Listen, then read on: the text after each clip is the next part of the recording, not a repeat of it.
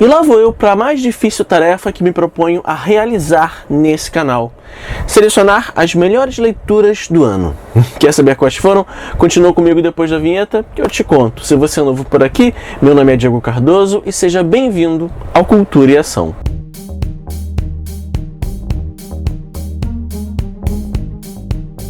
Bom, gente, meu saldo de 2020 foi de 32 livros lidos e um abandonado, o Renegados, de Marissa Meyer.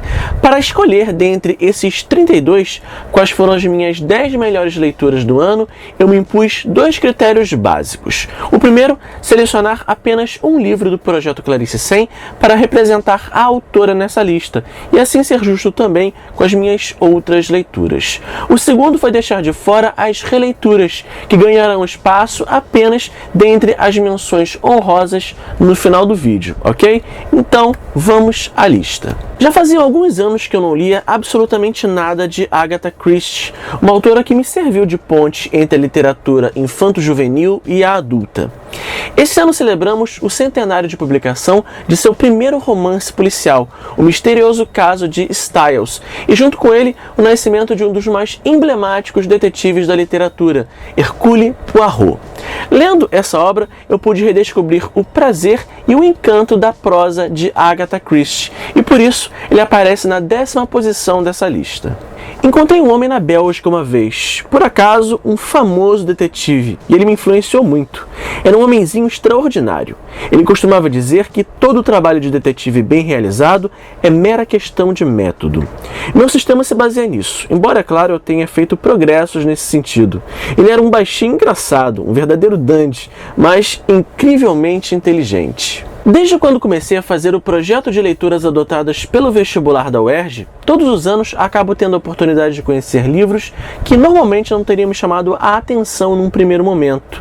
E 2020 não foi diferente, pois tive o imenso prazer de conhecer a literatura de Ana Paula Maia através do livro Assim na Terra como Embaixo da Terra, que é uma espécie de releitura intertextual do clássico A Colônia Penal, de Franz Kafka, ressignificado para potencializar reflexões sobre as condições do sistema carcerário brasileiro. O confinamento de homens assemelha-se a um curral de animais. O gado é abatido para se transformar em alimento. Os homens, por sua vez, são abatidos para deixarem de existir. Não é um lugar de recuperação ou coisa que o valha. É um curral para se amontoarem os indesejados, muito semelhantes aos espaços destinados às montanhas de lixo, que ninguém quer lembrar que existem, ver ou sentir seus odores. O 8º livro da minha lista me garantiu bons momentos de diversão esse ano, que é o clássico Triste Fim de Policarpo Quaresma, que conta a história de um patriota ufanista. Esse foi o meu primeiro contato com a literatura de Lima Barreto e que despertou meu interesse em conhecer todas as obras do autor. O que tinha ele feito de sua vida? Nada. Levara toda ela atrás da miragem de estudar a pátria, por amá-la e querê-la muito, no intuito de contribuir para a sua felicidade e prosperidade. Gastara sua mocidade nisso, a sua virilidade também. E agora que estava na velhice, como ela o recompensava, como ela o premiava, como ela o condecorava, matando-o. E o que não deixara de ver, de gozar, de fruir na sua vida? Tudo. Não brincara, não pandegara, não amara. Todo esse lado da existência que parece fugir um pouco à sua tristeza necessária, ele não vira, ele não provara, ele não experimentara. Na 7ª posição, eu trago uma obra cuja adaptação cinematográfica esteve esse ano no centro de um debate sobre as representações racistas dos negros no cinema. O clássico E o Vento Levou, de Margaret Mitchell, que, assim como sua famosa adaptação, deve e merece ser apreciada, mas com senso crítico e social devidamente aguçados. Ela então pensou, imagine só, Frank tentando operar uma serraria, pelo manto de Cristo. Se ele dirige esta loja como se fosse uma instituição de caridade, como poderia esperar ganhar dinheiro com madeira? O delegado a teria em um mês. Ora, eu poderia dirigir esta loja melhor que ele, e poderia dirigir uma serraria melhor que ele, mesmo sem saber nada sobre o negócio de madeira. Uma ideia surpreendente essa, que uma mulher podia tratar de negócios tão bem ou melhor que um homem. Uma ideia revolucionária para Scarlett, que fora criada na tradição de que os homens eram oniscientes e as mulheres não muito inteligentes. Claro, ela tinha descoberto que isso não era bem verdade, mas ainda estava presa à agradável ficção.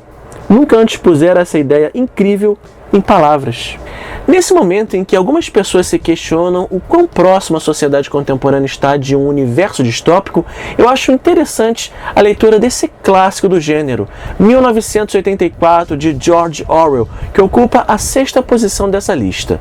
Trata-se de uma obra de suma importância para estimular o senso crítico dos leitores acerca da polarização política e da manipulação de massas. O vídeo chega aqui ao canal em janeiro. A ideologia oficial está impregnada de contradições, mesmo quando não há nenhuma justificativa prática para elas. Assim, o partido rejeita e avilta cada um dos princípios originalmente defendidos pelo movimento socialista e trata de fazê-lo em nome mesmo do socialismo.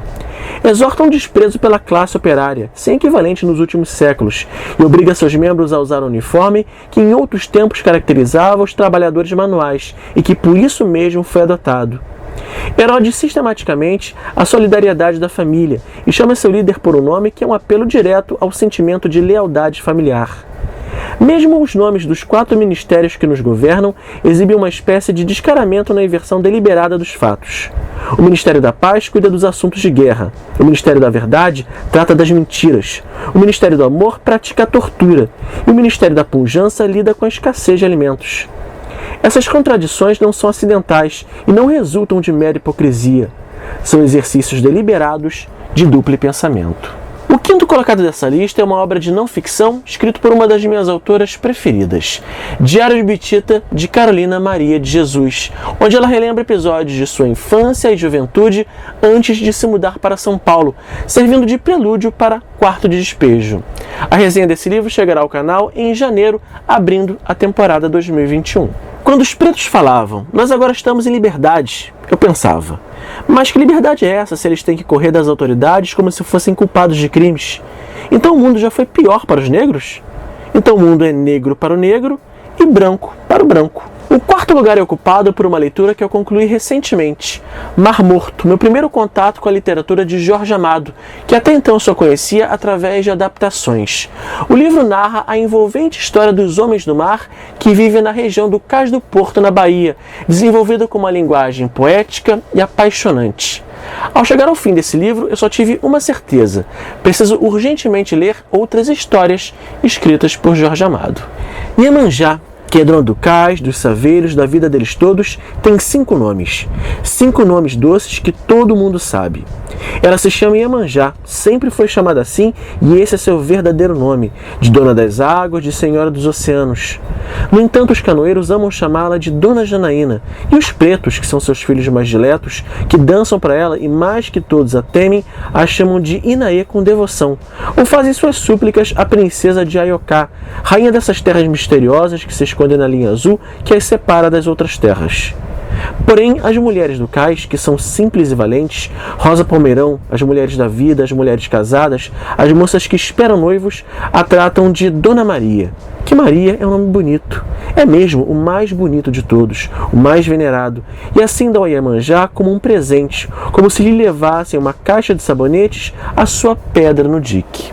Para o 3º lugar eu selecionei um grande clássico da literatura infanto-juvenil brasileira, Meu Pé de Laranja Lima, de José Mauro de Vasconcelos, obra que fez parte da infância de muitas crianças do nosso país, mas que possui potencial para cativar leitores de todas as idades com essa história que propõe uma reflexão sobre amizade, amadurecimento e violência infantil.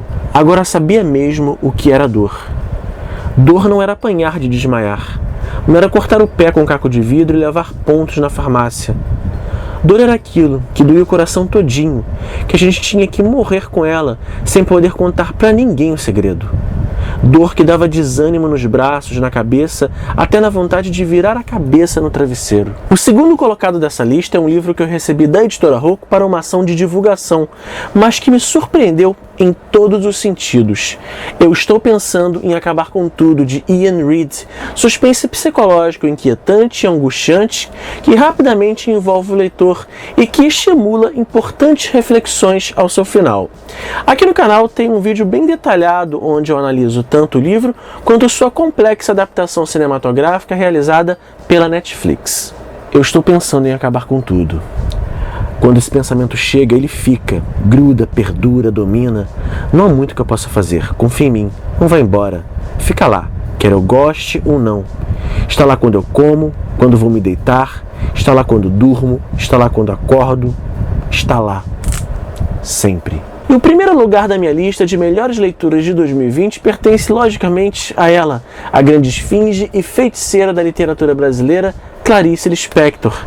Porém, no ano de seu centenário, onde percorri os últimos 8 romances da autora no projeto Clarice 100, escolher apenas um livro não foi uma tarefa muito fácil. Porém, ao final acabei decidindo por selecionar Uma Aprendizagem ou O Livro dos Prazeres, que definitivamente foi minha experiência de leitura mais avassaladora do ano. Eu concluí esse livro em menos de 24 horas, o que não é muito comum em se tratando de obras de Clarice Lispector, mas a trajetória de Lori me envolveu tanto que eu não consegui parar de ler até saber a conclusão de sua história. Uma semana depois, Lori ainda pensava nesse último encontro. Não vira mais Ulisses nem lhe telefonara. Há uma semana que ela bordava uma toalha de mesa e com as mãos ocupadas e destras conseguia passar os longos dias das férias escolares. Bordava, bordava.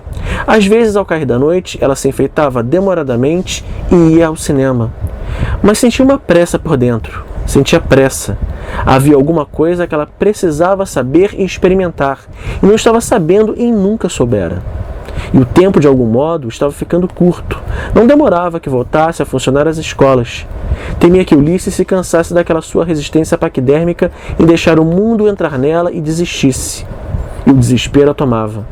Sabia que ainda não estava pronta para dar-se a ele nem a ninguém, e nesse inteirinho talvez ele a largasse. O desespero numa dessas tardes ensolaradas cresceu. De repente, deixou-se deitar na cama de bruços com o rosto quase enterrado no travesseiro. A dor voltara. Vamos agora então às menções honrosas. Primeiro, Alice no País das Maravilhas, de Lewis Carroll, uma releitura que só reafirmou minha paixão por esse clássico infanto-juvenil. O segundo fica com Alto da Compadecida, de Ariano Suassuna, clássico da dramaturgia brasileira que dispensa apresentações e que é diversão garantida para todos os leitores. E, por fim, A Máscara Amarela, de Antônio de Medeiros, publicação independente do gênero New Adult, que propõe uma interessante reflexão sobre as relações nos aplicativos de relacionamento LGBT. Todos eles já possuem vídeo aqui no canal, portanto, não deixem de conferir. Então, gente, essas foram as minhas melhores leituras de 2020. Me contem aqui nos comentários quais foram as suas favoritas do ano também, ok? Aproveito para desejar um feliz ano novo a todos. Vejo vocês na próxima temporada em janeiro. Tchau, tchau!